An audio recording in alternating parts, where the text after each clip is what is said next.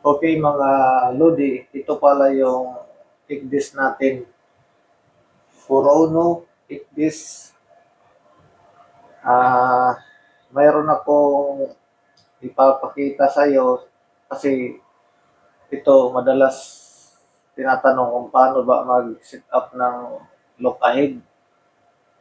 So ngayon, ang look ahead ko ay ganito, 2 minutes. Yan ang ano, yan ang tawag na guard zone. Ito. At saka ito naman yung itong all around the ship, yan yung tinatawag na vector or sector. Yung setting ko ngayon dito sa look ahead ay 2 minutes at saka ang distance ay 0.2 nautical miles. Alam niyo bakit ganyan ang setup ko? Kasi nasa restricted water tayo. Okay guys, sundan mo. Pag ang ano mo, ito depende ito sa setup na ang setup ko ay depende ito sa displacement ng barko. Ito. Ang pag-calculate yan, pag ang displacement mo ay ganito, mayroon akong susundan sa inyo, tuturo ko sa inyo. Ang displacement mo ay sa restricted water,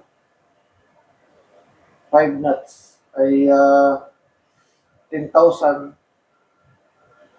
to 115,000.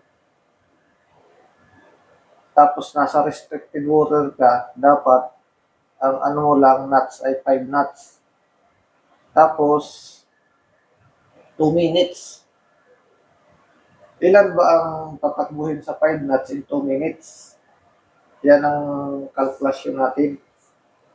Ngayon, pag-calculate yan guys, 5 knots times 2 minutes equals 0.17 miles. Yan ang lalagay natin dito. So, 0.17, run-off ko lang. Run-off ko lang na 0.2. Yan. Tapos, 2 minutes. Itong width, ito yung lapad ng barko natin, yung beam.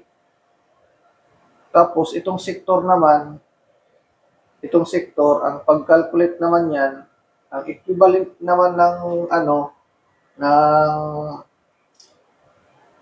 5 knots tapos times 2 minutes equivalent of 0.17 nautical miles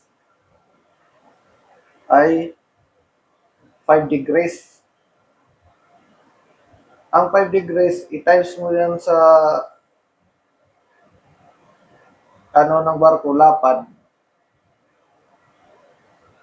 Ang equivalent ng 5 degrees ay 1 minute. Ito 1 minute. I-times mo sa vessel beam equals 32. So, 32 pa rin siya. Ilalagay ko dito 32. Yan. Kasi apply mo lang. Ipindot mo lang itong apply. Yan. Okay?